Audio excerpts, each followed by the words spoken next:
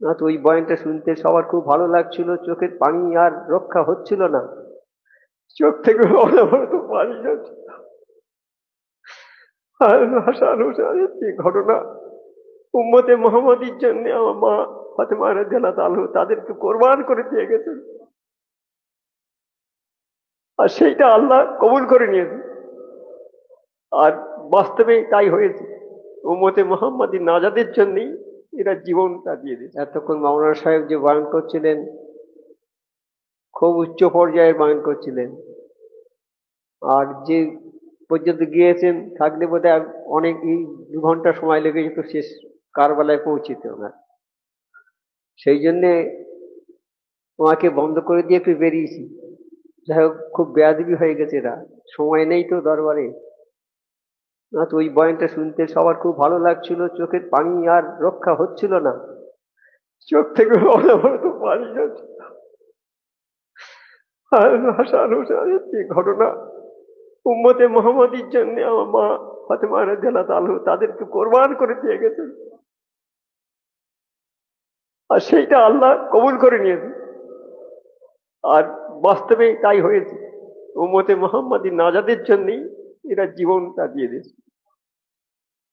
এ কথা বয়ান যখন হচ্ছিল তখন আমাদের চোখ থেকে পানি ঝরঝর করে আসছিল, আমরা চোখের পানি রক্ষা করতে পারছিলাম না। কি আমাদের জন্য করেছিল, আমরা তাদের জন্য কি করি। কথা মামা সাহেব বলছে যে নবী পাক সাল্লাল্লাহু আলাইহি ওয়াসাল্লামকে আল্লাহ বলছে, তোমরা যদি আমাকে ভালোবাসতে চাও আমার নবীর অনুসরণ করো, অনুসরণ করো আমার নবী যা করেছে তাই করো, আমার নবীকে ভালোবাসো। তোমার ছেলে মেয়ে, বিবি বাচ্চা, জমি জায়গা, ধন সম্পদ, টাকা পয়সা, যাবতীয় সবকিছু চেয়ে যদি তুমি তোমার নবীকে ভালোবাসতে না পারো, তাহলে তোমার মধ্যে ঈমান আসেনি এখনো। হযরত ওমর ফারুক রাদিয়াল্লাহু বললেন, হে ওমর ফারুক, তুমি নবীকে কেমন ভালোবাসো? বলছে, আল্লাহর নবী, আমার টাকা পয়সা, ধন দৌলত, বিবি বাচ্চা অপেক্ষাও ভালোবাসতে পারিনি, ফলে তোমার ঈমান এখনো পাকা হয়নি। বলে নবী পাক সাল্লাল্লাহু আলাইহি ওয়াসাল্লাম বুকে একটু হাত দিলেন হযরত ওমর ফারুককে রাদিয়াল্লাহু। খানিক পরে বলছে, আল্লাহর নবী, আমার ধন সম্পদ, বিবি বাচ্চা, আত্মীয় স্বজন, জমি জায়গা সবচেয়ে আমি আমার নবীকে ভালোবাসি। বলে এইবার তোমার মধ্যে ঈমানটা এসে গেল। তা আমাদের মধ্যে ঈমান আসবে না যতক্ষণ না পর্যন্ত আমরা আল্লাহর নবীকে ভালোবাসতে পারবো জানের চেয়ে। হ্যাঁ, আল্লাহর নবীকে জানের চেয়ে ভালোবাসতে হবে। আল্লাহর নবী পাকের উসিলা করে আল্লাহ পাক আমাদের নাজাদের ব্যবস্থা করে দিয়েছেন। এই গূঢ় রহস্য উদ্ঘাটন হয়েছে আমাদের সামনে। কেউ কি জানে এটা? আমার নবী পাক সাল্লাল্লাহু আলাইহি ওয়াসাল্লাম সব জানতেন, সব জানতেন। যে আমাদের উম্মতে মুহাম্মাদি, যে উনি সবসময় কাঁদতেন, এই উম্মতে মুহাম্মাদি কি হবে, আল্লাহ কি হবে, আমার উম্মতে মুহাম্মাদিরা এরা তো অল্প দিন বাঁচবে, 50, 60, 100 বছর বাঁচবে, তার বেশি না। কিন্তু অন্যান্য নবীর উম্মত তারা 200, 250, 500, 1000, 2000 বছর বেঁচে গেছে। তা তাদের উম্মতেরা কত নেকি কামিয়েছে। কাল কিয়ামতের ময়দানে আল্লাহ সবাই আগে থাকবে লাইনে, প্রথম লাইনে থাকবে, আর আমার উম্মত সবার শেষ লাইনে থাকবে। তাদের নেকি কম, তারা সবার পেছনে থাকবে। আল্লাহ কি বললেন, এ নবী, তুমি দুঃখ করো না, তুমি কেঁদো না, তুমি দুঃখ করো না, তোমার উম্মতকে আমি নবীর দরজা দেব দুনিয়াতে, তারপর দুনিয়া থেকে তুলে নেব। আর কিয়ামতের ময়দানে সবার আগের লাইনে থাকবে, উম্মতে মুহাম্মাদির লাইন সবার আগে থাকবে ইনশাআল্লাহ। আমরা সেই নবীর উম্মত,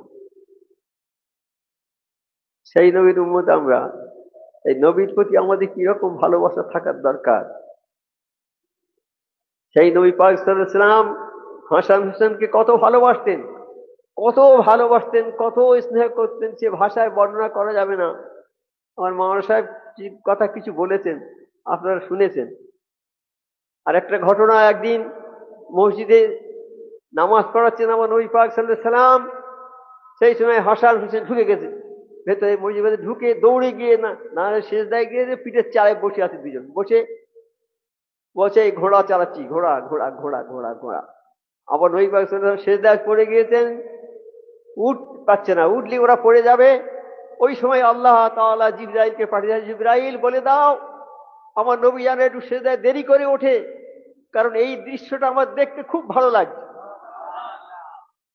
আল্লাহ বলছে যে এই হাসানের পিঠে নবীর পিঠে হাসান হোসেন বসে চেপে বসে আর বলছে ঘোড়া চালাচ্ছি ঘোড়া চালাচ্ছি, ঘোড়া ঘোড়া, এইটা আমার দেখতে খুব ভালো লাগছে জিবরাইল, বলে দাও আমার নবী যেন দেরি করে সেজদা থেকে ওঠে। তাহলে তাহলে কত ভালোবাসার পাত্র ছিল তারা। আবার আল্লাহ স্বয়ং তাদের ভালোবাসে। আল্লাহ আমাদেরও ভালোবাসে, যারা আল্লাহর কাজ করে আল্লাহর হয়ে যায়, আল্লাহ তাদের ভালোবাসে। আল্লাহ সবাইকে ভালোবাসে আমাদের, আজকে ভালোবাসে বলি আল্লাহ আমরা এখানে আসতে পেরেছি। আল্লাহ যাদের কি ভালোবাসে একমাত্র তারা এই হাক্কানি দরবারে আসে। আল্লাহ যাদের ভালোবাসে না তারা সারা জীবন ধরে এখানে যাবে ওখানে যাবে, হাক্কানি দরবার পাবে না। আর যদি বা কোনো রকমে পায় থাকতে পারবে না, থাকাটাও খুব কঠিন। আল্লাহ আমাদের তৌফিক দিক যেন আমরা আজীবন পর্যন্ত এই হাক্কানি দরবারে থাকতে পারি। সেই নবীকে কত ভালোবাসার পাত্র তারা আজ দুনিয়া থেকে চলে গেছে সব।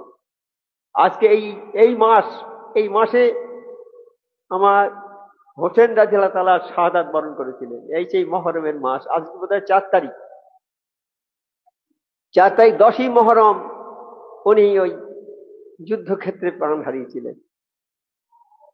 হ্যাঁ, সেইটা যখন মহরম মাস আসে সমস্ত মুসলমানদের অন্তরে তার কান্না এসে যায়, তখন তাদের অন্তরে যে মহরমের চাঁদ এলো, একটা কথা বলে সব মানুষকে কাঁদাবার জন্য এলো। আর এই মাস আসায় এই মাসের ইবাদত বন্দিং আমরা করি, আমাদের জীবনের সব গুনাহ মাফ করে দেয় আল্লাহ। এই মাসটায় তওবা কবুল হয়, বিশেষ করে তওবাটা কবুল এই মাসেই হয়।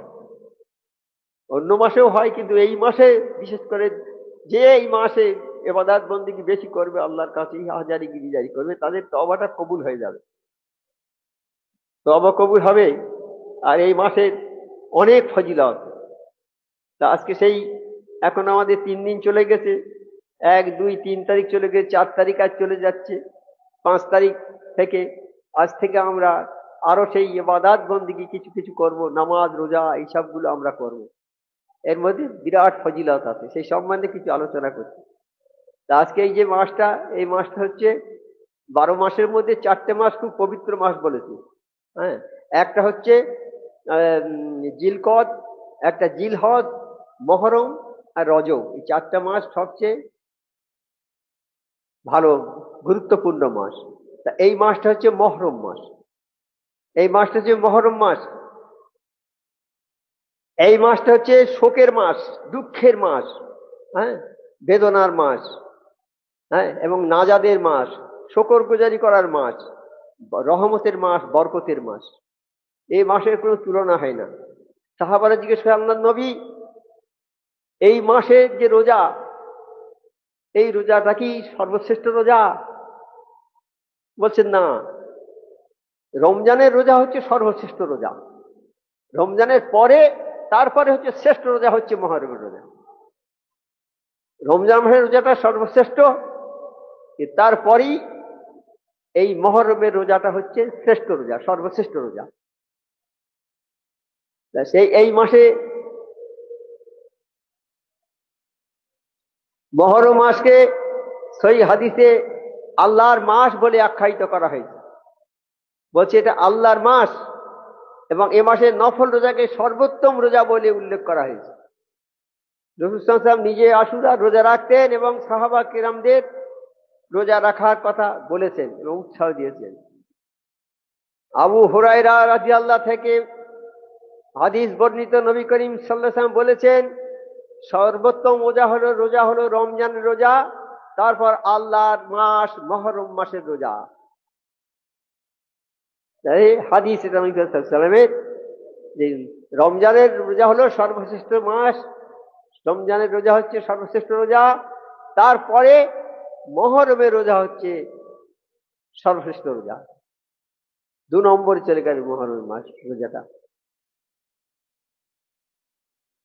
আবু কাতাদা রাদিয়াল্লাহু তাআলা বর্ণনা করেন, রাসূল সাল্লাল্লাহু আলাইহি ওয়াসাল্লাম বলেছেন, আমি আশাবাদী যে আশুরার রোজার উসিলায় আল্লাহ তাআলা অতীতের 1 বছরের সগীরা গুনাহ মাফ করে দেবেন।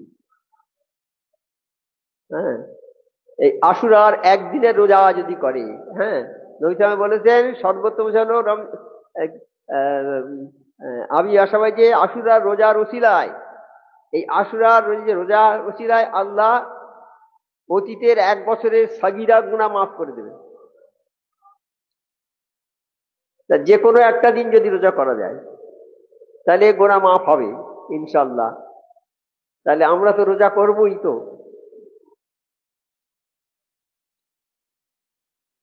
হযরত আব্দুল্লাহ ইবনে মাসউদ রাদিয়াল্লাহু তাআলা থেকে হাদিস বর্ণিত, নবী করিম সাল্লাল্লাহু আলাইহি ওয়াসাল্লাম বলেছেন, যে ব্যক্তি আশুরার দিন পরিবার পরিজনের জন্য ভালো খাবারের ব্যবস্থা করবে, আশুরার দিন, আশুরার দিন তো রোজা থাকে, কিন্তু আশুরার দিন ভালো খাওয়ার ব্যবস্থা করবে এবং সন্ধ্যার সময় ইফতারি ভালো করে খাওয়াবে, তাদের খুব সুন্দর সুন্দর জিনিস দিয়ে ইফতারি করাবে, তাহলে সারা বছর তারা ভালো খাবে, সারা বছর যেন তারা ভালোভাবে খাবে, ওই রকম খাবে, সেই ব্যবস্থা আমার আল্লাহ পাক করে দেবে। তাহলে এই দিনটার কত ইজ্জত করতে হবে আমাদের। আমরা এই দিনটাকে ইজ্জত করব, আল্লাহ আমাদের সারা বছরের খাওয়ার ব্যবস্থা করে দেবেন, আরো আমাদের ভালোবাসবেন খুব বেশি বেশি করে। আমি যদি কোনো মানুষের ছেলেকে ভালোবাসি, তার বাপ মা আমাকে ভালোবাসবেই, বাসবেই নিশ্চয়ই। আমরা যদি নবী পাক সাল্লাল্লাহু আলাইহি ওয়াসাল্লামের নাতি, তাদেরকে যদি ভালোবাসি, নবী পাক সাল্লাল্লাহু আলাইহি ওয়াসাল্লাম খুশি হবেন, আর নবী পাক সাল্লাল্লাহু আলাইহি ওয়াসাল্লাম খুশি হলে আমার আল্লাহ খুশি হয়ে যাবে। হ্যাঁ, একটার সঙ্গে একটা কানেকশন দেন, খুশি হয়ে যাবে। তাই আল্লাহকে খুশি করতে গেলে নবীকে ভালোবাসতে হবে, নবীকে খুশি করতে গেলে তার নাতিকে ভালোবাসতে হবে, তার সমস্ত উম্মতকে ভালোবাসতে হবে, তবে নবীকে ভালোবাসা হবে। নবীকে ভালোবাসলে আল্লাহর ভালোবাসা হবে। তাহলে আমরা নবীকে ভালোবাসবো। তার নাতি আজকে যে এই 10ই মহর, এই মাসে তিনি যে শত্রুর হাতে মানে শহীদ হয়েছিলেন, সেই জন্য তার প্রতি আমরা খুব সম্মান দেখাবো, তার জন্য আমরা আল্লাহর কাছে দোয়া প্রার্থনা করব, ইবাদত বন্দেগী করব, তার মাগফিরাতের জন্য সবকিছু আমরা করবো। তাহলে আমার নবী পাক সাল্লাল্লাহু আলাইহি ওয়াসাল্লাম খুশি হয়ে যাবেন, আল্লাহ পাক খুশি হয়ে যাবেন। আমরা যেন খুব ভালো সম্মান দেখাতে পারি সেই হোসেন রাদিয়াল্লাহু তাআলার প্রতি। হযরত আব্দুল্লাহ ইবনে মাসউদ থেকে হাদিস আছে, নবী করিম বলেছেন, যে ব্যক্তি আশুরার দিন, আচ্ছা নবী করিম সাল্লাল্লাহু আলাইহি ওয়াসাল্লাম বলেছেন, যে ব্যক্তি আশুরার দিবসে রোজা রাখবে, আশুরার দিন, এই আশুরার দিন, আজকে দিন আশুরার দিন, আশুরার দিন আজকে নয়, আশুরার দিন রোজা রাখবে, অর্থাৎ 10ই জিলহজ, এই 10ই মহরম, আশুরার দিন রোজা রাখবে। যে ব্যক্তি আশুরার দিন রোজা রাখবে, আল্লাহ পাক তার আমলনামায় 60,000 বছরের রোজা, 60,000 বছরের রোজা সওয়াব, 60,000 বছরের সওয়াব, আর রাত জেগে ইবাদত করার সমান সওয়াব দান করবেন। 60,000 বছর রোজা করলে যে সওয়াব হবে সেই সওয়াব, আর 60,000 বছর রাত জেগে ইবাদত করলে যে সওয়াব হবে সেই সওয়াব তার আমলনামায় দান করতে হবে। তাহলে কত! আর আল্লাহ যদি খুশি হয়ে যায় তার ইবাদতে, আল্লাহ যদি খুশি হয়ে যায়, সেখানে কোনো সংখ্যা থাকবে না, হাজার লক্ষ কোটি থাকবে না, বেশুমার, বেশুমার, যা গণনার বাইরে যাবে, সেই নেকি আল্লাহ দিতে পারে। আল্লাহ যদি কারো ইবাদত বন্দেগীতে খুশি হয়ে যায়, তাহলে সেই ইবাদত বন্দেগীর জন্য 10 বছরের সওয়াব, 20 বছরের সওয়াব, 50 বছরের সওয়াব এটা হয়, কিন্তু তাও হবে না, অসংখ্য বছরের সওয়াব হবে, যে সওয়াব অসংখ্য, মানে গোনা যাবে না, হিসেব করা যাবে না, অগণিত সওয়াব। তাহলে কি মাসটা কি! এই মাসে আমাদের রোজা করতে হবে, এই মাসটাকে তাজিম করতে হবে, নামাজ পড়তে হবে, নফল নামাজ বেশি বেশি করে পড়তে হবে।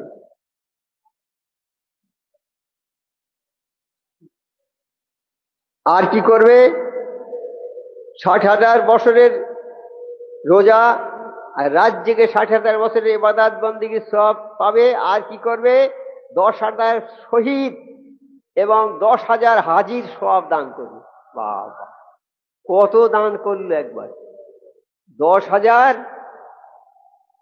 বলছে, 10,000 শহীদ, একটা শহীদ যে হয়েছে সে শহীদ 70 জন লোককে বিনা হিসাবে জান্নাতে নিয়ে যাবে। যেসব লোকের বিচার হয়ে গেছে, তারা শাস্তির যোগ্য, জাহান্নামের যোগ্য হয়ে গেছে, জাহান্নামের সার্টিফিকেট হয়ে গেছে তাদের নামে। তা কোনো শহীদ ব্যক্তি যদি সেই 70 জন লোকের জন্য আল্লাহর কাছে সাহায্য সুপারিশ করে, আল্লাহ এদের জান্নাতে দিন, তাই আল্লাহ ওদের আর কোনো হিসাব নেবে না, ওই 70 জনকে জান্নাতে দিয়ে দেবে একটা শহীদ হয়ে গেলে, একটা শহীদের জন্য। আর আমি যে ইবাদত করব 10,000 শহীদের সমান সওয়াব পাবো। তা 10,000 শহীদের সওয়াব যদি আমি পাই, আমি কত লোককে সুপারিশ করে জান্নাতে নিয়ে যাব? কোনো হিসেব করা যাবে?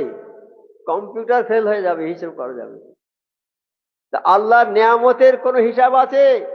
সারা পৃথিবীর পানি যদি কালি হয়ে যায়, আর সারা পৃথিবীর গাছপালা যদি কলম হয়, আর যত ফেরেশতা আর যত গাছের পাতা আছে সব যদি কাগজ হয়, যত ফেরেশতা আছে সব যদি লেখনেওয়ালা হয়ে যায়, কিন্তু আল্লাহর যে মহত্ব, আল্লাহর যে গুণ, আল্লাহর যে এই হিকমত, এর কোনো হিসেব করা যাবে না। আল্লাহর নিয়ামতের কোনো হিসাব করা যাবে না। কলম দুনিয়ার সমুদ্রে কালি সব শেষ হয়ে যাবে, আল্লাহর নিয়ামত লিখে শেষ করা যাবে না। তাই আল্লাহ বা কি আছেন আমাদের কল্পনার বাইরে। আল্লাহ সম্বন্ধে আমরা কল্পনা করতে পারবো না। আল্লাহ কি আছেন কল্পনা করতে পারবো না আমরা। সেই আল্লাহকে আমরা অস্বীকার করি না আমরা আল্লাহকে। আল্লাহ বলেছেন, হ্যাঁ আমার বান্দারা, আমি তোমাদের সৃষ্টি করেছি একমাত্র আমার ইবাদত বন্দেগী করবে এই জন্য।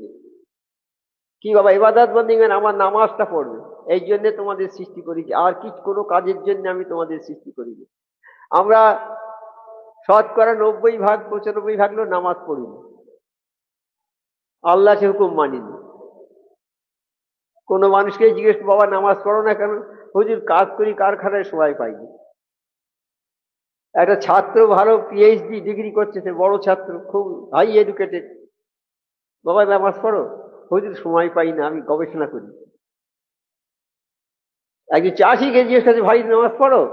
বলছে, ভাই চাষের কাজে ব্যস্ত থাকি, নামাজ পড়তে পারিনি। ব্যবসায়ী, একজন ভালো ব্যবসায়ী, ভাই ব্যবসা করো, নামাজ পড়ো? তো বলছে, হুজুর ব্যবসায় ফাঁক সময় পাইনি নামাজ পড়া। একটা না একটা কথা তারা বলে দেবে। দুনিয়াটাই যে সর্বশ্রেষ্ঠ, যে দুনিয়াটাই যদি আমাদের সবচেয়ে প্রিয় জিনিস হয়, তাইলে আমরা দুনিয়া থেকে তো চলে যাব, কি নিয়ে যাব? তো দুনিয়া থেকে আসবে, কি নিয়ে আসবে? এই পাকা বাড়িটা করেছে 10 তলায়, নিয়ে যাবে তো ঘাড়ে করে? বা ওই টাকা ব্যাংকে 10 কোটি টাকা আছে, ওই টাকা নিয়ে যাবে তো? কিছু যাবে?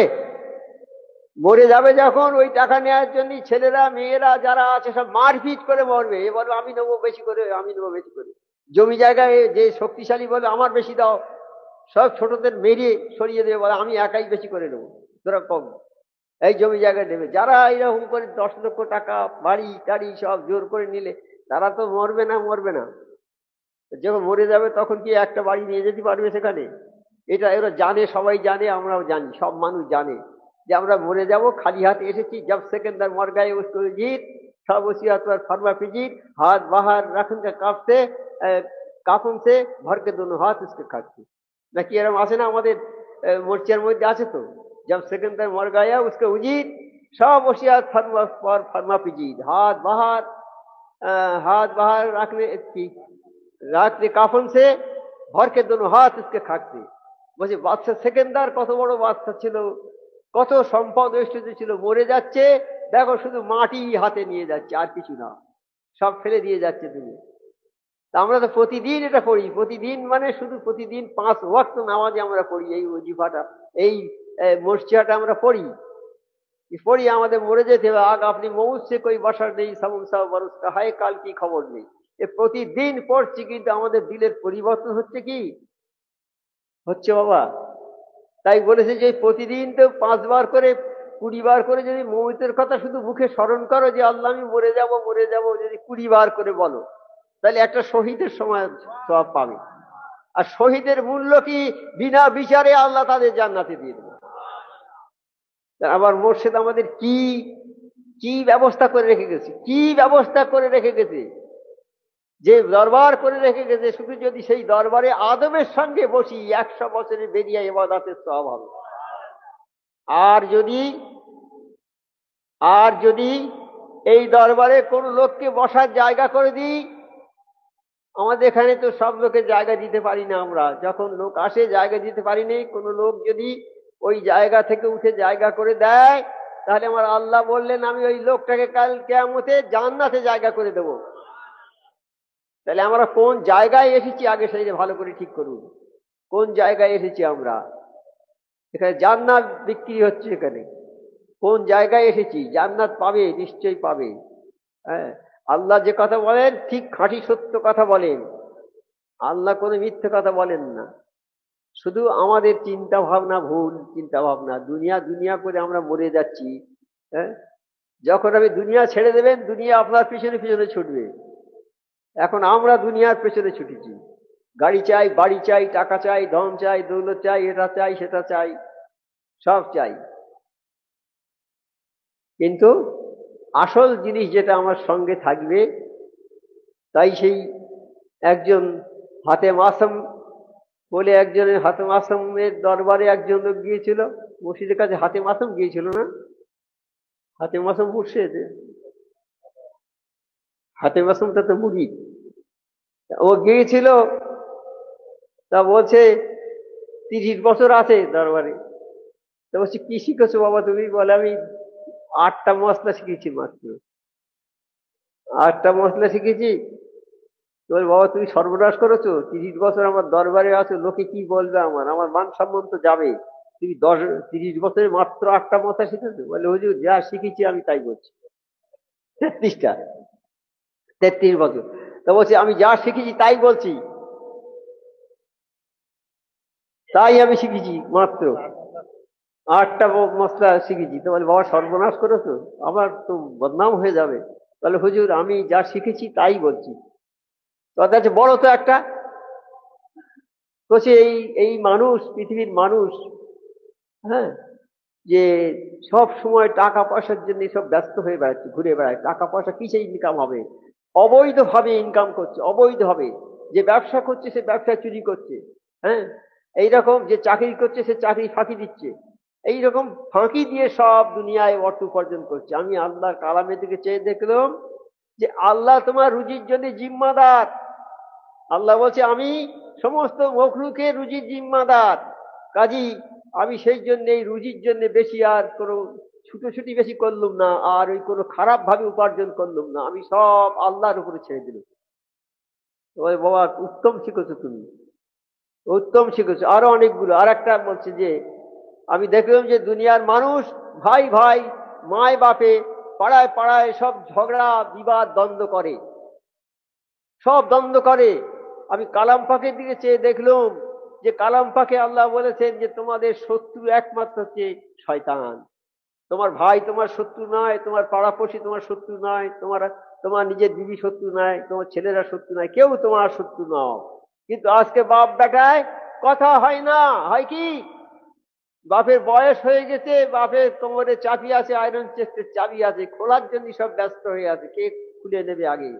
বাপকে মানে গার্ড করে রাখতে হচ্ছে, হাত পেরি চাবি খুলে নিয়ে আয়রন চেস্ট থেকে টাকা সব বের করে নেবে। তাহলে বলো কত চেষ্টা করছে তারা এ করার। তা বলছে যে আমি দেখলুম যে এই শয়তান, একমাত্র শয়তান আমাদের শত্রু, তাই আমি সব মানুষের সঙ্গে শত্রুতা ত্যাগ করে দিলাম। কোনো মানুষের সঙ্গে আমি শত্রুতা রাখলাম না। হ্যাঁ, আমি সব মানুষকে নিজের বন্ধু মনে করে শয়তানকে শত্রু হয়ে রেখে দিই। কিন্তু আজকে আমরা কি করছি? ভাই ভাই ঝগড়া হচ্ছে না বলুন? মায় বেটায় ঝগড়া হচ্ছে, মা একটা কথা বলেছে, ছেলে রাগ হয়ে গেছে, বাড়ি থেকে চলে গেল বেরিয়ে, আর বাড়ি থাকবে না। মা তো কেঁদে কেঁদে আকুল, একটা কথা বলেছি বল ছেলে চলে গেল। এই ছেলেকে আমি কত কষ্ট করে পেটে ধারণ করেছি, কত কষ্ট করে মানুষ করেছি, একটা কথা সহ্য করতে পারলো না। তাহলে এই যে শত্রুতা, মা বেটার শত্রুতা হয়ে গেল, ছেলে মার সঙ্গে শত্রুতা করলো। আমার আল্লাহ বলে দিচ্ছে তোমাদের শত্রু কেউ তোমার মা নয়, তোমাদের ভাই নয়, তোমাদের বোন নয়, তোমাদের আত্মীয় স্বজন নয়, পাড়াপড়শি নয়, দেশবাসী নয়, গ্রামবাসী নয়, কেউ তোমাদের শত্রু নয়। তোমাদের শত্রু হচ্ছে একমাত্র তোমাদের শয়তান। তাই আমি সমস্ত পৃথিবীর মানুষকে, এমনকি আমার বাড়ি থেকে শুরু করে পৃথিবীর সমস্ত মানুষকে আমি নিজের আপন বলে মনে করে নিই। তারা আমার তাদের সঙ্গে আমি বন্ধুত্ব স্থাপন করে দিল। কিন্তু আজকে হচ্ছে, আজকে আমরা যে হাক্কানি দরবারে আসি, আমাদের বিচার সালিশি হয়। কেন হবে? তাহলে আর আমরা মানলুম কি করে? হাক্কানি ইমানকে মানলুম কি করে? আমরা আল্লাহর হুকুমকে মানলুম কি করে? আজকে আমাদের মধ্যে যদি বিচার হয়, হ্যাঁ, হচ্ছে না ভাই? এই বিচার করতে হচ্ছে, বিচারে কেউ মানে না। আর হক যদি কারো নষ্ট করা গেছে, হক নষ্ট করলে হকের বিচার হবে কাল কিয়ামতের ময়দানে। আমি যদি হক নষ্ট করি কারো, আমার উপরে আমার স্ত্রীর হক আছে, স্ত্রীর উপরে আমার হক আছে, আমার উপরে আমার স্ত্রীর হক আছে, আমার হক বাপের উপরে আছে, বাপের হক ছেলের উপরে আছে, প্রত্যেকের উপরে হক আছে। যার হক সে যদি আদায় না করে, কাল কিয়ামতে হকের বিচার আমার আল্লাহ করবে। কোন একজন লোক গিয়েছে, মরে গেছে, খুব নেকি নিয়েছে। আল্লাহ বলছে ফেরেশতারা একে দেখো তো নেকি কিরকম নেকি এনেছে। তা ফেরেশতারা পরীক্ষা করছে, আল্লাহ নেকির পাহাড়। মরে তখন তারা ফেরেশতারা ধরে জান্নাতের দিকে নিয়ে যাচ্ছে। আল্লাহ বলছে বাবা ওকে একটু ফেরাও, আমার দিকে নিয়ে এসো, আমি দেখি ওর কতটা নেকি হয়েছে। দেখি আমি একটু, আমার কাছে আলাদা একটা খাতা আছে, ডায়েরি আছে, তাতে লেখা আছে, আমি লিখে রেখি। আল্লাহ সেটা দেখে বলছে যে এই রোজা, নামাজ, হজ, যাকাত, দান, খয়রাত যাবতীয় সব করেছে, নেকির পাহাড় জমিয়েছে, এটা ঠিকই, কিন্তু হক নষ্ট করেছে বহু মানুষের। ছেলের হক দেয়নি, বিবির হক দেয়নি, পাড়াপড়শির হক দেয়নি। আছে না? পাড়াপড়শির হক কি আছে আমাদের উপরে? গরিব মিসকিনের হক আছে তো। তাদের তো খাওয়া না হলে তাদের পয়সা দিতে হবে, তাদের কাপড় না থাকলে কাপড় কিনে দিতে হবে। আমরা কটা লোক কিনে দিই? গ্রামে 4টে মিসকিন আছে, 5,000 লোকের বাস, 4টে মিসকিন আছে, তারা হাঁটতে পারে না, লাঠি ভর করে ঠুক ঠুক করে বাড়ি বাড়ি ভিক্ষা করে। আমাদের চোখে পড়ে কজন আমরা তাদের সেবা করেছি। আছে না এরকম? একজন লোক বলছে আমাদের গ্রামে মাত্র একটা ভিক্ষুক, কি কষ্ট করে ঘুরে বেড়ায়, আমাদের তোমাদের দুর্ভাগ্য, পারো না একটা ভিক্ষুকের সারা বছরের খোরাক জোগাড় করতে পারো না? তোমাদের যে জাকাতের টাকা হয় দিলে তো সারা বছরও বসে খাবে, কেন কষ্ট করে? কি চৈত বৈশাখ মাসের কাঠ ফাটা রোদ, আমরা এসি গাড়িতে যাই তো সহ্য করতে পারি, হ্যাঁ? আর তারা ওই ওই রোদে, মাথায় কিছু নেই, খালি মাথায়, আর ওই কাঠ ফাটা রোদে লাঠি নিয়ে ঠাক ঠাক করে এর বাড়ি থেকে ওর বাড়ি, এর বাড়ি থেকে ওর বাড়ি ভিক্ষে করতে যায়। তোমাদের চোখে পড়ে না? তোমরা দেখো না? চোখ নেই তোমাদের? দেখেছো তো? পারো না তাকে কে করতে যে বাবা তোমার আর ভিক্ষা করতে হবে না, তুমি আমার বাড়িতে থাকো, খাও বাবা? এটা পারি আমরা তো, নিশ্চয়ই পারি। হ্যাঁ, আমার আত্মীয় স্বজন এলে কি যত্ন করে খাওয়াই, কি খাওয়াই যত্ন করে, বসিয়ে যেখানে থাকি বড় জায়গায় ভালো বসিয়ে 10 টাকা দিয়ে কত সুন্দরভাবে 10 জায়গায় 12 জায়গায় রান্না করে তাকে খাওয়াই। খেতে পারবে না, তুমি জোর করে বলি বাবা এটা আরেকটু খাও, আরেকটু খাও, আরেকটু খাও, আরেকটু খাও। কিন্তু যে ভিখারিটা সারাদিন ঘুরে ঘুরে পিঠের চামড়ায় লেগে গেছে, খিদের জ্বালায় অস্থির হয়ে গেছে, বলছে বাবা দুটো খেতে দাও, বলছে অসময় এসছে, এখন কিছু নেই, হবে না, যাও চলে যাও। আর তোমরা বিরক্ত করো না এরকম সময়, দুপুরের সময় এসে আমাদের ঘুমের ব্যাঘাত হয়। আমরা দুপুরের বেলা একটু ঘুমাবো, আর সেই সময় এসে বলবে মা দুটো খাবার দাও, আমাদের ডিস্টার্ব হয়, গন্ডগোল হয়, তোমরা এই সময় আসবে না। আমার আল্লাহ কি বললে? বাবা গরিব মিসকিন ভিখারি যখন তোমাদের বাড়িতে যাবে, তাদের সঙ্গে খারাপ ব্যবহার করবে না, তাদের ধাক্কা মেরে বাড়ির বার করে দেবে না। এই কথা খুলে বলেছেন আমার আল্লাহ। সব গরিব মিসকিন তোমার বাড়িতে যাবে, অভাবের জ্বালায় গিয়ে বলবে মা কি বাবা আমার দুটো খেতে দাও, আমার খাওয়া হয়নি, তাদের সঙ্গে খারাপ ব্যবহার করবে না, তাদেরকে ধাক্কা মেরে বাইরে বার করে দেবে না। খবরদার, খবরদার। কারণ এই গরিব মিসকিনকে আমার আল্লাহ এত ভালোবাসেন। সব আয়াত আছে কালাম পাকে, হাদিসে আছে, সব কিছু আছে গরিব মিসকিনদের সম্বন্ধে। একটা গরিব মিসকিনকে যদি কেউ একটা পয়সা দান করে দেয় হাতে, হালাল পয়সা, আমার আল্লাহ বলছে ওই পয়সাটা ভিক্ষুকের হাতে আসার আগে আমি আল্লাহ হাত পেতে সেই পয়সাটা দিই, আর ওই পয়সাটা আমি বাড়াতে থাকি, নিয়ে বাড়াতে থাকি, বাড়িয়ে বাড়িয়ে কাল কিয়ামতে উহুদ পাহাড়ের সমান নেকি ওই লোকটাকে দেয়া হবে। তা আমরা এখানে যারা আছি একটা পয়সা খরচ করার মতো সামর্থ্য ইনশাল্লাহ সবার আছে তো, কিন্তু আমরা কি করি দান? সেই রকম দান করতে হবে, দান না করলে বিপদ হবে, দান করতে হবে। মিষ্টির দোকানে বসে বসে মিষ্টি খাচ্ছে, বন্ধু এসে গেছে, তাড়াতাড়ি উঠে হাত ধরে নিয়ে পাশে বসিয়ে, এই দোকানে অর্ডার করলে আরো ভালো ভালো মিষ্টি দাও। খাচ্ছে, একটা ছেলে রাস্তায় দাঁড়িয়ে আছে, চোখ থেকে টপ টপ করে পানি পড়ছে, তার কিচ্ছু নেই, গরিব মানুষের ছেলে, গায়ে ছেঁড়া জামা, ওই খাচ্ছে, মুখের দিকে চেয়ে আছে, আর ওরা খাচ্ছে আর মুখের দিকে চেয়ে আছে, চোখ থেকে টপ টপ করে পানি পড়ছে। কোন দয়ার লোক হলে বলে, বাবা এসো দোকানের ভেতরে উঠে এসো, তোমার কি কষ্ট হচ্ছে বাবা, বসো, এই খাওয়া খেতে দাও। আর কোন লোক বলে, ওই চেয়ে আছি, যা এখানে কিনে। হ্যাঁ, কোন একটা বাচ্চা দোকানে গিয়েছে গোশ কিনতে, গিয়ে বলছে আমার মাথার গোশ দাও, অর্থাৎ কম দামি গোশটা দাও 500। মা টাকা দিয়ে দিতেছে, কত টাকা দাম হবে কম। গরিব মানুষ এরকম গোশ খায়, আর ধনী লোক গিয়ে ভালো ফ্রেশ চর্বিওয়ালা মাল খাবে, 300 টাকা 400 টাকা কিলো নেবে, আর গরিব মানুষ 200 টাকা কিলো দামের মাল নেবে। ওই হাড় টাড় আছে, মাথার গোশ কম দামি। তা বলছে দাও আমার। সেখানে আর একটা পীর ভাই গিয়েছে গোশ কিনতে, গিয়ে বলছে, বাবা ওই মাথার গোশ নিবি কেন বাবা?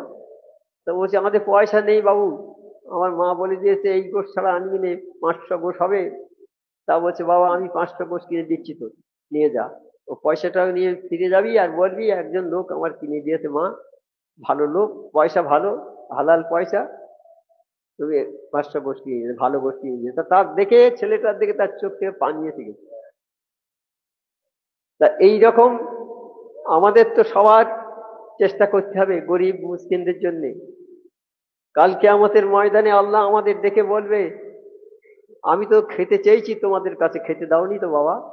মানে আল্লাহ আপনার কি অভাব? আপনি পৃথিবীর বাদশা, সারা পৃথিবীর সম্পদ আপনার হস্তগত, আপনার খাওয়ার কি দরকার? বলে, হ্যাঁ বাবা ঠিকই, ওই যেদিন ওই মিসকিনটা তোমার বাড়ি গিয়েছিল খাওয়ার জন্যে, তুমি তাড়িয়ে দিয়েছ, ওকে খেতে দিলে আমি আল্লাহ আমার খাওয়া হতো। আমাদের সে কথা মনে থাকে? মনে থাকে না। আমাদের বাড়ির মিসকিন এলে বাড়ির যে ছেলে থাকে বলে, এই বস্তাটা নিয়ে এসে কলতলায় দিয়ে আসবি, ওখানে বিছিয়ে দিবি, কলতলায় বিছিয়ে দিবি, আর এই কলে থেকে 1 গ্লাস পানি নিয়ে দিবি, আর খাবারটা নিয়ে ওখানে দে। বসার একটা জায়গা চট আটে দিয়ে দিতে, যে এই চটে বসবে আর ওখানে দিয়ে দে খাওয়ার। আমার আল্লাহ খুশি হবে তো? খুশি হবে। আমাদের কাজ হবে আল্লাহকে খুশি করা। আল্লাহকে খুশি করতে পারো তো তোমার সব মাফ হয়ে যাবে, জীবনের যত গুনাহ সব মাফ হয়ে যাবে। ওই ভিখারিকে খাওয়ার ওসিলায় হয়তো আল্লাহ তোমার জীবনের সমস্ত গুনাহ মাফ করে দিতে পারে। আজকে এক জায়গায় দেখছিলাম, একটা জায়গায় যে মেয়ে হলে আমাদের বড় কষ্ট হয়। 2টো মেয়ে হলে বলে, এইবার যদি মেয়ে হয় তোকে তাল্লাক দিয়ে দেবো, বাপের বাড়ি তুলে দেবো, আর তোকে নেবো না। মেয়ে যার হবে, মেয়ে যদি 3টে হয়, 2টো 3টে মেয়ে যার হবে, তারা যদি ওই মেয়েকে ভালো করে শিক্ষা দিয়ে নামাজ ওযিফা পড়িয়ে যদি ভালো সঙ্গে বিবাহ দেয়, আমার নবী পাক সাল্লাল্লাহু আলাইহি সাল্লাম বলছে, ওই লোকটা কাল আমার কাছে স্পেশাল জান্নাত, যেখানে আমি থাকবো, আমার পাশে থাকবে। এ হাতে 2টো আঙুল যেমন থাকে, একটা নবী সাল্লাল্লাহু আলাইহি সাল্লাম, একটা ওই মেয়ের বাপ, ওই মেয়ের বাপ সেইখানে জান্নাতি থাকবে। তা আমরা জান্নাতকে হটিয়ে দিচ্ছি। জান্নাত আমাদের কাছে এসেছে, আল্লাহর অশেষ মেহেরবানি করেছে, আল্লাহ আমাদের কন্যা সন্তান দিয়েছে, মানে জান্নাত আমাদের কাছাকাছি এসে গেছে, আমরা সরিয়ে দিচ্ছি। কত বড় দুর্ভাগা আমরা! বুঝে নিন, ভালো করে বুঝুন, এইরকম করবেন না। আল্লাহ যাকে ইচ্ছা তাকে সন্তান দান করে, আল্লাহ যাকে ইচ্ছা তাকে কন্যা সন্তান দান করে, আবার আল্লাহ যাকে ইচ্ছে তাকে পুরুষ সন্তান আবার কন্যা সন্তান দান করে, উভয়ই। আবার আল্লাহ ইচ্ছা যাকে ইচ্ছা করে তাকে কন্যা সন্তান কিছুই দেয় না। লক্ষ কোটি কোটি টাকার মালিক, টাকার কোনো হিসাব নেই, কোনো সন্তান নেই, রাত দিন হায় হায় করছে, সন্তানের জন্য হয় না। হ্যাঁ, আর আমাদের সন্তান দিচ্ছে, দেখো গাছতলায় বাস করছে, সন্তান প্রতি বছরে একটা দুটো করে হচ্ছে, থাকার জায়গা নেই, খেতে দিতে পারে না, তবু ঘরে সন্তান ভর্তি। আল্লাহর অশেষ মেহেরবানি। আল্লাহর হুকুমের বাইরে আমরা যখন যাব, আমাদের দুনিয়াবি সুখ খুব হচ্ছে, কিন্তু খারাপই হবে। আমাদের এক জায়গায় যেতে হবে, মরার পরে আল্লাহর সামনে যেতে হবে। সেখানে গেলে আমাদের সমস্ত স্বরূপটা উদ্ঘাটন হয়ে যাবে। আমরা দুনিয়া যা করছি, আমার আল্লাহ সব নজরে আছে, সব আমল নামায় লেখা হচ্ছে, সব সব হিসাব ঠিক করে রেখেছে। এই যে আমাদের এখানে সিসি ক্যামেরা বসানো হয়েছে, আমরা এই হাত নাড়ছি দেখা যাচ্ছে, এই অনুষ্ঠান হচ্ছে দেখা যাচ্ছে।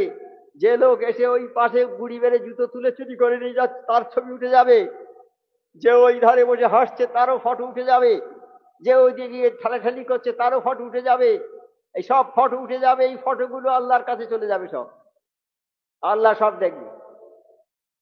আল্লাহর কাছে কোনো কিছু, আল্লাহর চোখে কোনো কিছু মানে আল্লাহর চোখে সব কিছু আল্লাহ দেখতে পারে। আল্লাহ এক নজরে সারা বিশ্বের কোথায় কি হচ্ছে সব দেখতে পারে। এমনকি একটা উদাহরণ দিয়েছে যে অমাবস্যার রাত, অমাবস্যার রাত মানে খুব গভীর রাত, অন্ধকার। এই আমার পাশের লোকের চিনতে পারবে না, দেখা যাবে না, এত অন্ধকার। সেই অন্ধকার রাত্রে কালো পাথরের উপরে ছোট্ট পিঁপড়ে যদি পায়ে গুটি গুটি হেঁটে যায়, আমার আল্লাহ সেই পিঁপড়ার পায়ের শব্দটা শুনতে পায়।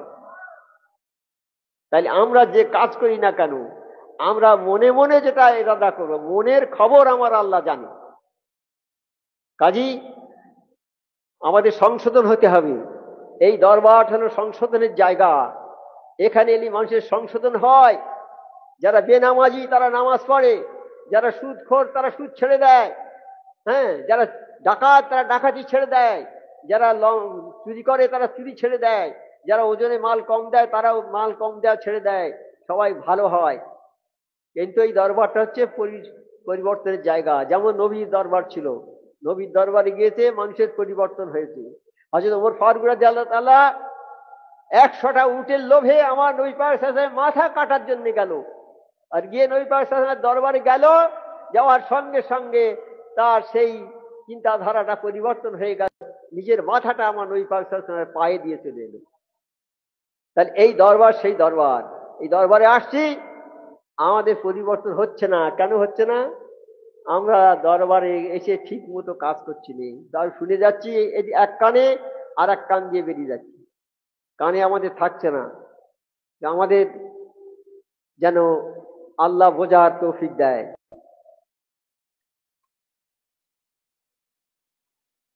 আল্লাহ যেন বোঝার তৌফিক দেয়। হযরত নবী করিম সাহেব বলেছেন, আশুরার রোজা রাখার বেলায় তোমরা ইহুদিদের ন্যায় রোজা রাখবে না একদিন। ইহুদিরা একদিন রোজা রাখে আশুরার, তোমরা কম করে 2টো রোজা রাখবে অথবা 3টে রোজা রাখবে। আর 1 থেকে 10 তারিখ পর্যন্ত অনেকে রোজা রাখে, যদি সম্ভব যাদের পক্ষে তারা রাখবে, কেউ যদি না রাখে অন্তত 2টো রোজা রাখবে। হ্যাঁ, 3টে রোজা রাখার কথা বলেছেন আমার নবী পাক সাল্লাল্লাহু আলাইহি ওয়াসাল্লাম, না 9, 10, 11। এবার আমার মোর্শেদ সিবি আজম কাহি রহমাতুল্লাহ বলেছেন একই কথা, 3টে রোজা করার কথা। তবে যদি কেউ না পারো 9, 10 এই 2 তারিখ করবে, আর হয়তো 10, 11 এই 2 তারিখে 2টো রোজা অন্তত রাখবে, একটা রোজা রাখবে না। এই 2টো রোজা রাখার কথা বলা হয়। আর মুহররম মাসে করণীয় হলো কি, 10 দিন রোজা রাখা এবং প্রত্যহ নফল নামাজ পড়া। অনেক জনে একজন বুজুর্গ আল্লাহর ওলি আশুরা দিবসে করণীয় 10টি আমলের কথা বলেছেন। একজন ওলি আল্লাহ, তিনি এই আশুরা মাসের, এই আশুরার 10টা আমলের কথা বলেছেন। 10টা আমল করতে হবে আশুরা, তিনি বলেছেন একজন ওলি আল্লাহ। সেটা কি? একবার হাক্কানি দুরূদ শরীফ পড়ুন।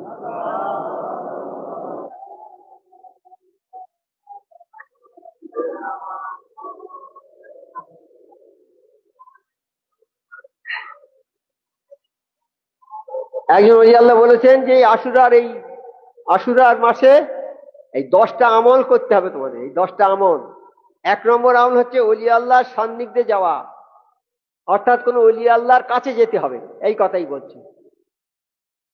ওলি আল্লাহর সান্নিধ্যে যাওয়া সূরা তাওবার 119 নম্বর আয়াতে আল্লাহ তাআলা বলেন, সূরা তাওবার 119 নম্বর আয়াতে আল্লাহ তাআলা বলেন, হে ঈমানদারগণ তোমরা আল্লাহকে ভয় করো।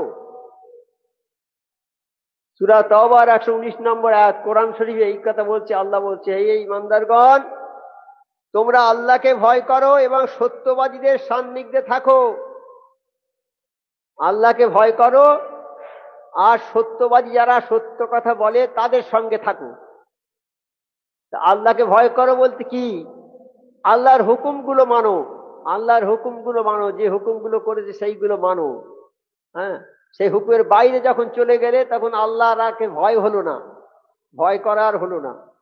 সে আল্লাহকে ভয় করো আর সেই সব লোকের সঙ্গে থাকো যারা সত্য কথা বলে, সত্যবাদী। আমার নবী পাক সাল্লাল্লাহু আলাইহি ওয়াসাল্লাম ছিলেন সত্যবাদী না? হ্যাঁ, আল আমিন উপাধি ছিল তাঁর, সত্যবাদী। সত্য কথা বলতো, জীবনে মিথ্যে কথা বলেননি। তাই সেই দেশের লোক, আরবের লোক ওনার শত্রু মিত্র। শত্রু মানে যারা ওনার বিপরীত অত্যাচার করতো ওনার উপরে তারা, আর মিত্র মানে যারা ওনার নিজের লোক, বন্ধু বান্ধব। সব টাকা পয়সা যা কিছু সব নবী পাক সাল্লাল্লাহু আলাইহি ওয়াসাল্লামের কাছে জমা রেখে যেত। যারা শত্রু তারাও রেখে যেত। তারা জানতো যে নবী পাক সাল্লাল্লাহু আলাইহি ওয়াসাল্লাম জীবনে মিথ্যা কথা বলে না, যার জিনিসপত্র রেখে দেব সেইভাবে ফেরত দেবে চাইলে। অনেক লোক আছে তাদের কাছে যদি কিছু টাকা দিয়ে দিই যে ভাই আমার টাকাটা রেখে দাও, সে নিয়ে টাকাটা নিয়ে সঙ্গে সঙ্গে খরচ করবে, এটা কিনবে সেটা কিনে বাস শেষ করে ফেলবে। এইবার আমার যখন দরকার হয়ে গেল, ভাই আমার টাকাটা, আর ভাই সে তো খরচ করে ফেলেছি। এই হয়তো আমানতদার হলো না। মানে আমানতদার যাকে বলে, আমার কাছে একটা জিনিস যদি রেখে যায়, আজকে রেখে গেল, 1 মাস 2 মাস 3 মাস 4 মাস পর যখনই আসবে সেই টাকাটা সেইভাবে তার কাছে বের করে দেওয়া হবে। যে কাগজে মুড়ে যেভাবে লিখে রেখে দিয়ে গেছে সেইভাবে তার হাতে দেওয়া। এ হলো আমানতদার, মানে যে আমানতটা রক্ষা করে। আমার নবী পাক ছিলেন আমানতদার আর সত্যবাদী, তাই তাকে আল আমিন উপাধি দিয়েছিল সবাই। তার কাছে সবাই, শত্রু মিত্র সবাই তার কাছে জিনিসপত্র সব জমা রেখে দিত। তাই যারা এইসব মানুষের জিনিস জমা নেবে, নিয়ে নিজে ইচ্ছা মতো খরচ করবে, তারা চাইতেলে দেবে না, হ্যারেস করবে, তারা হচ্ছে ওই আমানতদার নয়। হ্যাঁ, তারা আমানতের খেয়ালতকারী। হ্যাঁ, তাদের স্থান হবে জাহান্নামের সর্বনিম্ন স্তরে। হ্যাঁ, এই সব লোক, তাহলে আমাদের এই থেকে একটা শিক্ষা নেওয়া দরকার যে কেউ যদি আমাদের কাছে কোনো জিনিস আমানত রেখে যায় সেটা আমরা সযত্নে রক্ষা করব। বলছে সেই ওলি আল্লাহদের কাছে যাবে। এই আশুরার বলেছে যে এই আশুরার দিবসে করণীয়, আশুরার দিবসে করা সেই সময় 10টা আমলের কথা উল্লেখ করেছে। 10টা আমল, আমল মানে কাজ, কি কাজ করবো আমরা 10টা। তার মধ্যে 1 নম্বর হচ্ছে কোন ওলি আল্লাহ দরবারে যাবে। তা আমরা তো এসেছি সুফি আজান কাশি রহমতুল্লাহ জমানার মুজাদ্দেদ, তার দরবারে এসেছি। তিনি একজন কামেল ওলি আল্লাহ, তার দরবারে এসেছি, তাহলে আমাদের আশা ঠিকই হয়েছে। বলেছে ওলি আল্লাহর সান্নিধ্যে যাবে, এখানে সত্যবাদী আর সত্যবাদীদের সঙ্গে থাকো। এখানে সত্যবাদী বলতে কামেল ওলি আল্লাহ কে বোঝানো হয়েছে। সত্যবাদী মানে কামেল ওলি আল্লাহকে বোঝানো হয়েছে। হাদিস হযরত আব্দুল্লাহ ইবনে ওমর রাদিয়াল্লাহু তাআলা বলেন, রাসূল সাল্লাল্লাহু আলাইহি সাল্লামকে বলতে শুনেছি, যে ব্যক্তি আল্লাহ ও রাসূলের অনুকরণ করা থেকে হাত সরিয়ে নেবে, অর্থাৎ যে ব্যক্তি আল্লাহ এবং রাসূলের অনুকরণ করা, আল্লাহ এবং রাসূলের অনুকরণ থেকে সরে আসবে, তাদের অনুকরণ করবে না, অর্থাৎ যে ব্যক্তি আল্লাহ এবং রাসূলের হুকুম পালন করবে না, সোজা কথা বলেছে যে ব্যক্তি আল্লাহ এবং রাসূলের হুকুম পালন করবে না, অমান্য করবে বা তার অনুকরণ করবে না, তাহলে কি হবে? কিয়ামতের দিন নাজাতের জন্য তার সপক্ষে কোনো দলিল থাকবে না। আল্লাহ এবং রাসূলের যদি তার ইত্তেবা না করি, তার ফরমাবরদারি না করি, তার হুকুম মোতাবেক কাজ না করি, কি হবে? কাল কিয়ামতের ময়দানে তার জন্য কোনো সাক্ষীর ব্যবস্থা হবে না, কেউ তার জন্য কোনো সাক্ষী দেবে না, কোনো সুপারিশ পাবে না কারো কাছে। আর যে ব্যক্তি মুরিদ হওয়া ছাড়া মরবে, বলছে যে ব্যক্তি মুরিদ না হয়ে মরবে তার মৃত্যু জাহিলি যুগের বেঈমান লোকের মতো হবে। মুরিদ হয়ে যারা না মরবে, মুরিদ দরবারে গিয়ে মুরিদ না হয়ে যারা মরবে তাদের মৃত্যু হবে জাহিলি যুগের বেঈমান লোকেদের মৃত্যু হবে। 1 নম্বর গেল। 2 নম্বর কথা, 2 নম্বর আমলটা কি? রোজা। এই রোজার কথা তো অনেক আলোচনা হয়েছে। রোজা করতে হবে। রমজান মা এই মহরমের রোজা 1 থেকে 10 পর্যন্ত যারা করবে বিরাট ফায়দা পাবে তারা।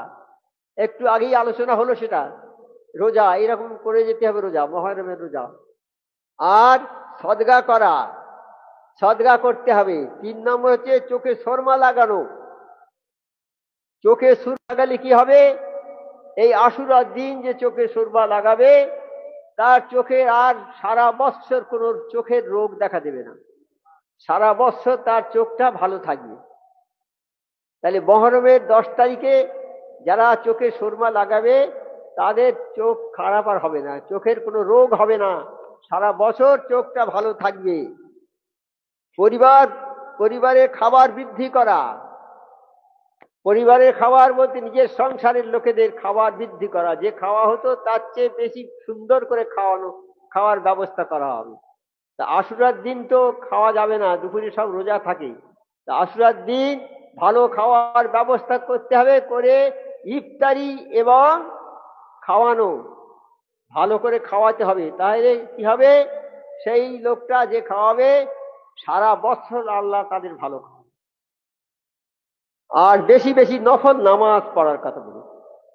বেশি বেশি নফল নামাজ পড়ার কথা বলা হয়েছে। বেশি বেশি নফল ইবাদত বন্দেগী, হ্যাঁ, বেশি বেশি নফল নামাজ তাকে অফুরন্ত পুণ্য দান করেন।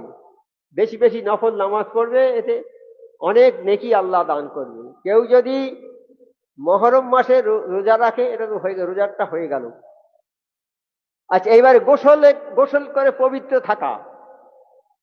গোসল কেউ 10ই মহরম গোসল করে তাহলে মৃত্যু ছাড়া আর কোনো রোগ তার থাকবে না। মৃত্যু রোগ ছাড়া আর কোনো রোগ থাকবে না, তার কোনো রোগ থাকবে না। তাহলে ওই দিনে গোসল করা হবে। আর যে গোসল করলো সে যেন আল্লাহর দয়ার সমুদ্রে ডুব দিল। হ্যাঁ, আল্লাহ দয়ার সমুদ্রে সে ডুব দিয়ে উঠলো, তার জীবনে আর মরণ ছাড়া আর কোনো রোগ থাকবে না, সব নিরোগ হয়ে যাবে। আর এতিমের মাথায় স্নেহবারে হাত বুলানো। এতিমের মাথায় যদি কেউ স্নেহবারে হাত দেয় তাহলে কি হবে? আল্লাহ সেই ব্যক্তির জন্য কাল কিয়ামতে তার বহু হাক্কানি দর্শী পড়ুন।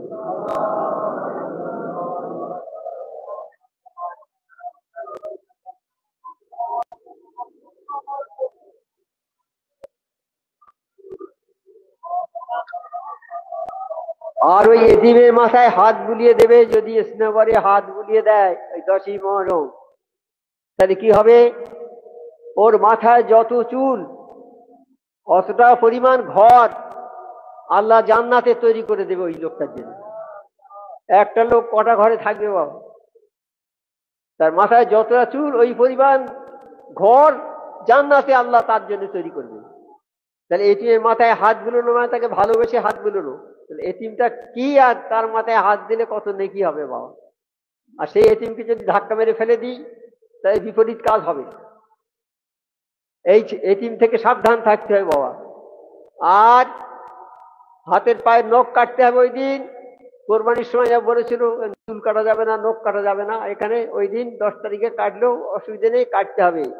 আর সূরা ইখলাস 1000 বার সূরা ইখলাস পাঠ করো ও কোরআন তেলাওয়াত করো, যা সম্ভব হবে করবে। আর না হয়তো সূরা ফাতিহার পরে 3 কুলহু দিয়ে নামাজ পড়বে, যত পড়তে পারো। হ্যাঁ, বেশি করে পড়লি তো ভুলে যাবে, নামাজের খেয়াল থাকবে না। নবী করিম বলছেন, যে ব্যক্তি নিজের জন্য দোজখের আগুন হারাম করতে চায়, নবী বলছেন যে ব্যক্তি নিজের জন্য দোজখের আগুনটা হারাম করতে চায়, সে যেন আশুরার রোজা রাখে, আশুরার রোজা রাখে। তাহলে কি হবে? দোজখের আগুনটা হারাম হয়ে যাবে তার জন্য। সাহাবায়ে কিরাম আশুরার দিন রোজা রাখার ব্যাপারে খুবই যত্নশীল ছিলেন। আমার নবী পাক সাল্লাল্লাহু আলাইহি ওয়াসাল্লাম রোজা করেছেন আশুরার দিন এবং সবাইকে রোজা করার কথা বলেছেন। আর আমার মুর্শিদ জামি রহমাতুল্লাহ বলেছেন ও আমাদের রোজা করতে, তবে দুটো রোজা, তিনটে রোজা, যে পারবে তিনটে করবে, যে না পারবে দুটো করবে। 9, 10, 10, 11, আর নয়তো 9, 10, 11, তিনটে রোজা। যে না পারবে দুটো রোজা করতেই হবে কম্পালসারি।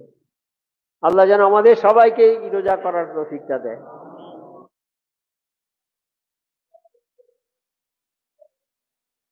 আর নবী করিম সাল্লাল্লাহু আলাইহি ওয়াসাল্লামের কলিজার টুকরো জান্নাতি যুবকদের সর্দার ইমাম হুসাইন রাদিয়াল্লাহু তাআলা 61 হিজরিতে 10ই মুহররম শুক্রবার আশুরার দিবসে কারবালার প্রান্তরে শাহাদাত বরণ করেন। হোসেন রাদিয়াল্লাহু তাআলা ওই 10ই মুহররম কারবালার প্রান্তরে শত্রুর কবলে পড়ে তিনি শহীদ হয়ে যান। সেই সঙ্গে 72 জন শাহাদাত বরণ করেন।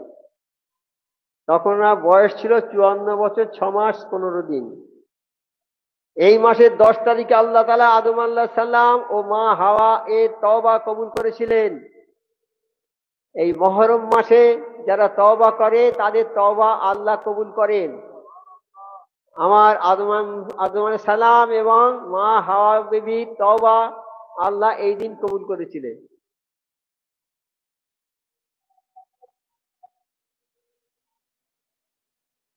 আশুরার দিবসে হযরত নূহ আলাইহিস সালামের নৌকা জুদি পাহাড়ে অবতরণ করেছিল। জুদি পাহাড়, সেই বিরাট বৃষ্টি হলো, নদী সেই নৌকো ভেসে গেল, তাতে সবাই উঠলো, যারা বিশ্বাসীরা উঠলো, চলে গেল সেই নৌকো জুদি পাহাড়ে গিয়ে ঠেকেছে। সেইখান থেকে নৌকা থেকে ওই দিন তারা যারা নৌকো উঠেছে তারা ওইখানেই সব নেমে গেল নৌকা থেকে। হযরত ইব্রাহিম আলাইহিস সালাম নমরুদের অগ্নিকুণ্ড হতে আশুরা দিবসে মুক্তি লাভ করেন। আমার ইব্রাহিম আলাইহিস সালামকে তো আগুনে ফেলা হয়েছিল। ওই দিন ছিল আশুরা, 10ই আশুরা। ওই আগুন থেকে আল্লাহ তাকে রক্ষা করেছিলেন। 10ই আশুরা নমরুদের অগ্নিকুণ্ড থেকে আশুরা দিবসে মুক্তি লাভ করেন এবং আগুন ফুল বাগানে পরিণত হয়। আল্লাহ তাআলা বলেন, আমি হুকুম করলাম হে আগুন, তুমি ইব্রাহিমের উপর শীতল ও শান্তিদায়ক হয়ে যাও। নমরুদ যে আগুন জ্বালিয়েছিল বিরাট অগ্নিকুণ্ড, 1 মাইল 2 মাইল উপর থেকে কোনো পাখি উড়ে যেতে পারত না, আগুনের এত তেজ। সেই আগুনে ফেলা হলো ইব্রাহিম আলাইহিস সালামকে। আল্লাহ বলেন, আগুন তুমি শান্তিদায়ক ঠান্ডা হয়ে যাও, মানে এমন ঠান্ডা হয়েও না যাতে কষ্ট হয়, শান্তিদায়ক ঠান্ডা আছে না, বরফ আমরা হাতে রাখতে পারি, খুব ঠান্ডা তো, তা বৈধ ওইরকম যে ঠান্ডা হয়ে যেতে ইব্রাহিম থাকতে পারতেন। আর গরম তো আছে আগুন, এবার ঠান্ডা হয়ে যাওয়া মানে শান্তিদায়ক, যে ঠান্ডাটা সহ্য করতে পারে, অর্থাৎ শান্তিদায়ক ঠান্ডা, গরমও নেই ঠান্ডাও নেই, মাঝামাঝি জিনিস। সেইরকম আগুনকে বলে দিলে আগুন ঠান্ডা হয়ে গেছে। সব কুল মখলুক আল্লাহর কথা শোনে, কুল মখলুক, এমনকি নুড়ি পাথরগুলো সব আল্লাহর ইয়ে করে, সব কথা শোনে এবং তারা আল্লাহর হামসানা করে। পাথর, যে পাথর আমরা বলি যাদের জীবন নেই, কিন্তু পাথর আল্লাহর ইবাদত করে, তারা আল্লাহর উপাসনা করে, আল্লাহর হামসানা করে তারা। তার প্রমাণ আছে, যখন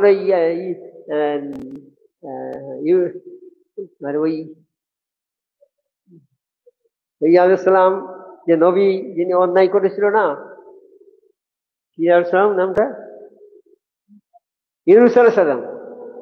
ইউনূস আলাইহিস সালাম অন্যায় করেছে, একটু ভুল করে ফেলেছে আর কি, ভুল করে আল্লাহ তাকে মাছের পেটে গিলিয়ে দিই। মাছের পেটে যখন গিলে নিয়েছে, নিয়ে সমুদ্রের তলায় চলে গেছে। সমুদ্রের তলায় গিয়ে কান পেতে শুনছে যে সব নুড়ি পাথর সব আল্লাহর জিকির করছে। এই কথা শুনে উনি জেকের শুরু করে দিলেন। মাছ তখন আর পেটে রাখতে পারলো না, মাছ তখন উপরে ডাঙায় ফেলে দিয়ে গেল। এই বিপদ জেকের তোমার বিপদে বাঁচাবে। আমরা সেই জেকের থেকে বিরত, জেকের আমরা করি না। আল্লাহ জেকের করতে হবে। এই জেকের করার জন্য আমাদের সৃষ্টি করেছে আল্লাহ। নামাজটাও জেকের, ওজিফা জেকের, যত কাজ সব জেকের। এই জেকের আল্লাহর হুকুম মতো কাজ সব জেকের, এগুলো আমাদের করণীয়, আমাদের করতে হবে। তারপরে দেখো যত মানুষের সব বিপদ আপদ এই দিনে কেটে গেছে। মুসা আলাইহিস সালাম নীল নদ অতিক্রম করেছে ওই দিন। ফেরাউন যখন তার ঘিরে ফেলেছিল চারদিকে ফেরাউনের সৈন্যরা, তখন সৈন্যরা ফেরাউনরা মুসা আলাইহিস সালামের সঙ্গীরা বলছে, হে মুসা, এতদিন তোমার সঙ্গে ছিলাম কিন্তু আমাদের বিপদ হয়নি, আজকে তোমার সঙ্গে এসে আমাদের বিপদ হয়ে গেছে। তিন দিকে সৈন্যরা ঘিরে গেছে, একদিকে সমুদ্র, আমরা যাব কোথায়? আমাদের আর যাওয়ার উপায় নেই, আমরা মরে যাব সব। মুসা আলাইহিস সালাম বলছে, ভয় করো না, আমাদের সঙ্গে আল্লাহ আছে।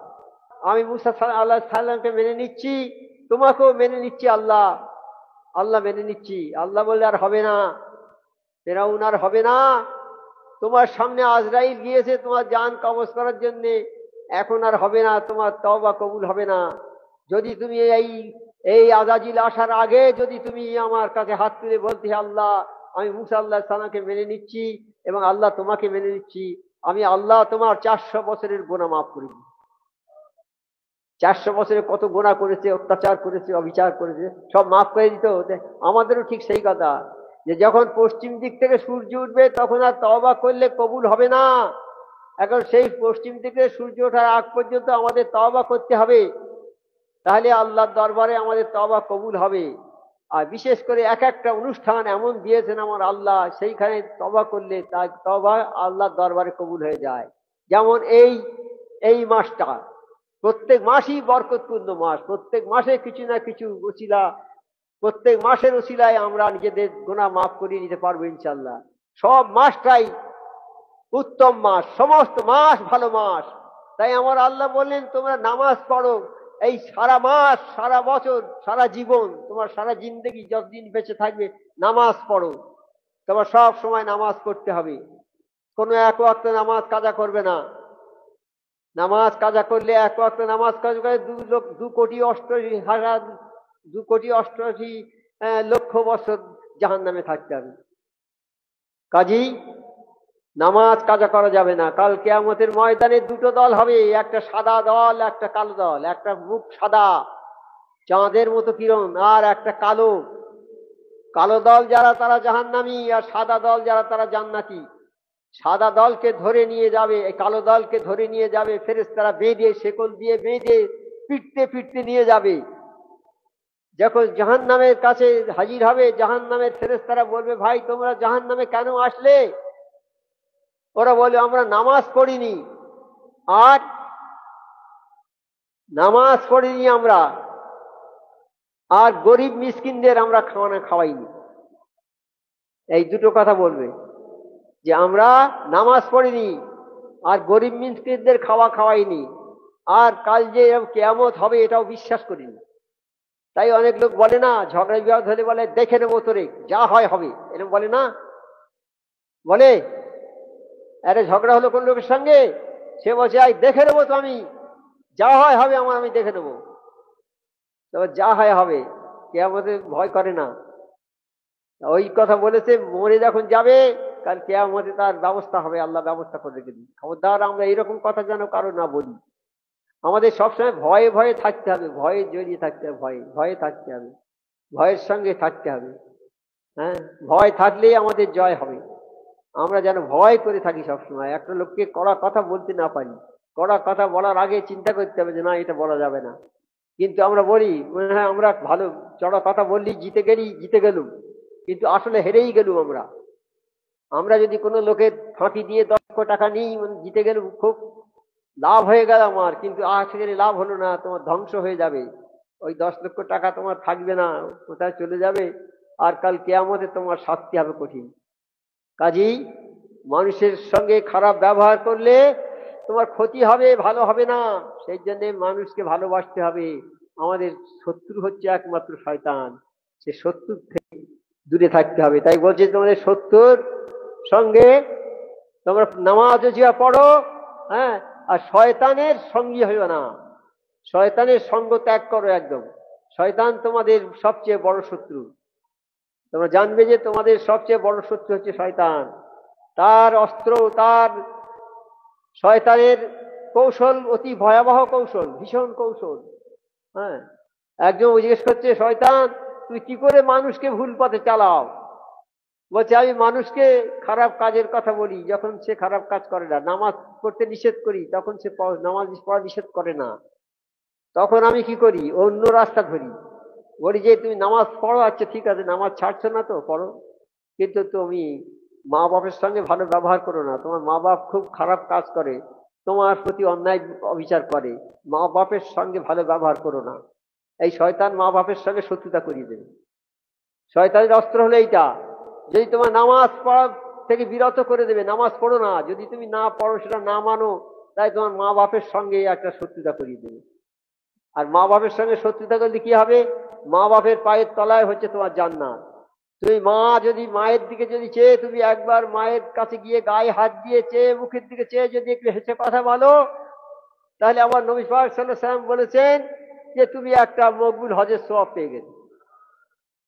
তুমি গরিব মানুষ, হজ করতে পারছো না, তোমার হজ ঘরে বসে আছে, তুমি মায়ের কাছে গিয়ে ভালোভাবে তার সঙ্গে কথা বলো, তাকে খুশি করো, তোমার কথায় যদি মা খুশি হয়ে যায়, তাই একটা হজের সওয়াব তুমি পেয়ে যাবে। তাই সাহাবা বলে, আল্লাহর নবী যদি 100 বার ওই ছেলেটা মায়ের দিকে চেয়ে হেসে কথা বলে, 100টা হজের সওয়াব হবে। হজ কোথায় আছে? যাদের টাকা আছে তারা হজ করতে যাবে, আমার টাকা নেই, আমার ঘরে হজ বসে আছে ঘরে। সেই হজকে আমি লাঠি বেড়ে বের করে দিচ্ছি বাড়ি থেকে, আমি এয়ার কন্ডিশনে ঘরে বসে আছি, মা ভিক্ষে করে বেড়াচ্ছে, সারা দেশ মা ভিক্ষে করে বেড়াচ্ছে। এরকম ঘটনা দেখেছেন কি? চোখে পড়েছে কারো যে মা ভিক্ষে করে বেড়াচ্ছে, ছেলে এয়ার কন্ডিশন ঘরে বসে আছে 10 তলায়? কিন্তু বাবা, কাল চিন্তা করো, তোমার জন্য তৈরি হয়ে আছে জাহান্নাম, তোমার জন্য অপেক্ষা করছে, তোমার যেতেই হবে। তুমি মনে করো না যে আমি এখানে চিরদিন থাকবো আর এইভাবেই থাকবো। তা আমরা যদি কেউ মনে করি যে আমরা এইভাবে থাকবো, চিরদিন এখানে থাকতে পারবো না, আমাদের যেতেই হবে। মৃত্যুর খবর গোপন রেখেছে আল্লাহ, কার কখন মৃত্যু হবে সে জানে না।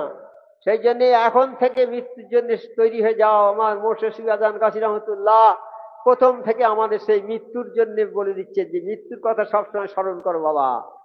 তাই প্রতিদিন আমাদের প্রতি নামাজের ওয়াক্তে, প্রতি ওয়াক্তে আমাদের সেই মৃত্যুর কথা স্মরণ করার কথা বলেছেন আমার মোর্শেদ সুফি আজান গাছী রহমতুল্লাহ। এবং তার পরবর্তী যতগুলো হুজুর কেবলারা এসেছেন সবাই এই একই কথা বলেছেন। আমার আজান নবী পাক সাল্লাল্লাহু আলাইহি ওয়াসাল্লাম যে কথা বলেছেন মানুষকে, আমার মোর্শেদকে সুফি আজান রহমতুল্লাহ সেই একই কথা বলছেন আমাদের। 5 ওয়াক্ত নামাজ পড়ো, 5 ওয়াক্ত জিয়া পড়ো, হালাল রুজি খাও, সাধ্যমতো পরহেজগারি করো।